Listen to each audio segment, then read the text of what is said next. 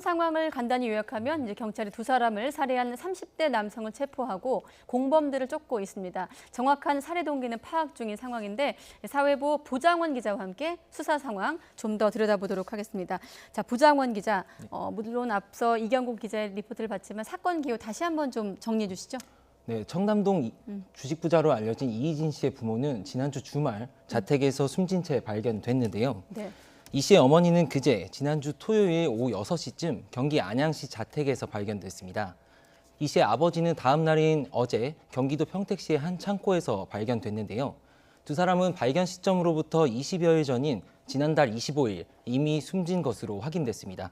근데 경찰이 수사에 나서게 된 거는 지난 16일 이희진 씨의 동생이 부모님과 며칠째 연락이 닿지 않는다면서 실종 신고를 했기 때문인데요. 네. 네, 그로부터 2시간이 지나서 경찰과 응급대원들이 이 씨 부모의 자택을 문을 뚫고 들어갔고 이 씨 모친이 흉기에 찔려 숨져 있는 것을 발견했습니다.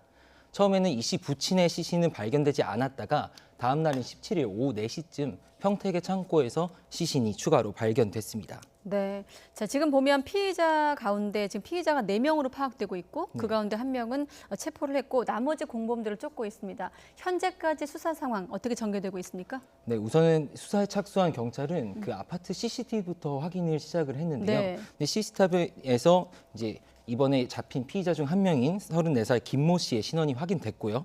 그 김 씨의 휴대전화를 추적해서 어제 경기도 수원시에서 긴급 체포했습니다. 경찰은 김 씨에게서 이제 부친을 살해하고 시신은 이삿짐 센터를 불러서 평택시의 창고로 옮겼다는 진술을 확보했는데요. 시신은 현재 나머지 공범 3명에 대해서도 추적을 벌이고 있는데 아직까지 신원도 확인되지 않았고 잡지도 못한 상황입니다. 이들은 김 씨가 인터넷 사이트를 통해 경호 목적으로 고용한 사람들로 알려졌고요. 경기 남부지방경찰청은 40여 명 규모의 전담 수사팀을 꾸려서 조사에 착수했습니다. 우선 숨진 이 씨의 부모를 부검해서 정확한 사인도 파악하고 김 씨에 대한 조사를 이어갈 방침입니다.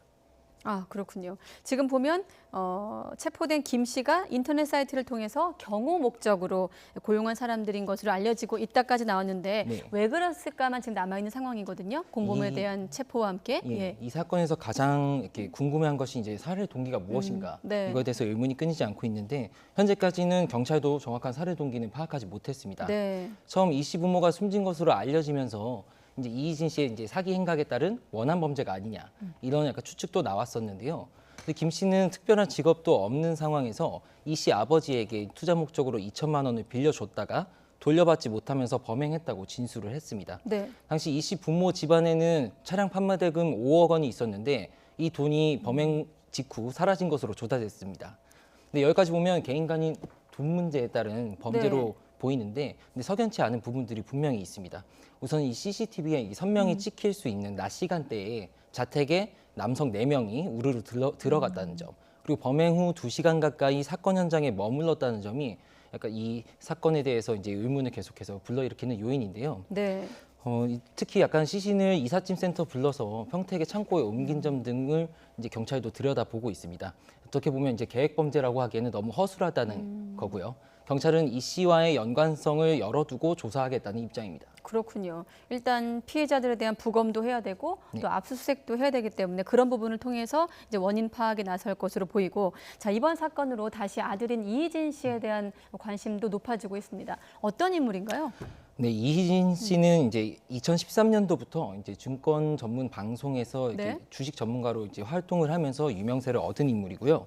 SNS 등을 통해서 이제 자신이 서울 청담동의 6층짜리 고급 저택과 수십억 원대에 달하는 이제 비싼 수입차들을 사진을 올려서 이제 과시하면서 청담동 주식 부자라는 별명도 얻었습니다. 특히 자신을 오로지 노력으로 자수성가한 흑수저로 포장하면서 유명해졌고요.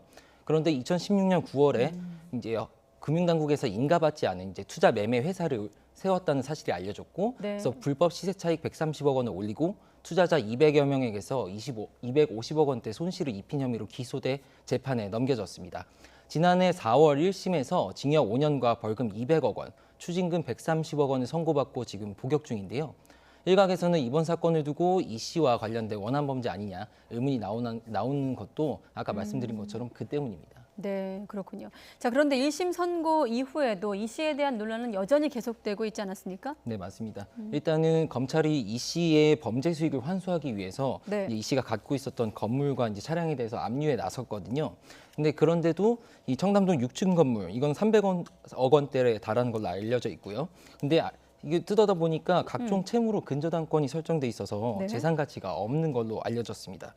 그리고 각종 차량 세대도 압류를 했는데 그중에 한 대를 제외하고는 다 법인 소유 차량이거나 리스 차량이어서 이것도 이제 범죄 수익을 환수할 수 없는 그런 부실 자산으로 드러났습니다. 그래서 검찰이 추징하는 금액은 총 10억 원에 그쳤고요. 그리고 또 이 씨가 1심에서 선고받은 이제 벌금 액수가 200억 원에 달하는데, 근데 이 벌금을 피고인이 내지 못하면은 이제 3년간의 노역을 해야 됩니다. 근데 이 200억 원은 이제 3년간 일수 약 1,000일인데 1,000일로 나눠 보면은 한 일당 1,800만 원 정도. 예, 어떻게 보면 되게 황제 노역이라고 볼 수 있는 거죠. 근데 정작 이 씨는 항소심에서 이제 대형 법무법인을 선임해서 이제 초호화 변호인단을 꾸리면서 이제 비판도 나왔습니다.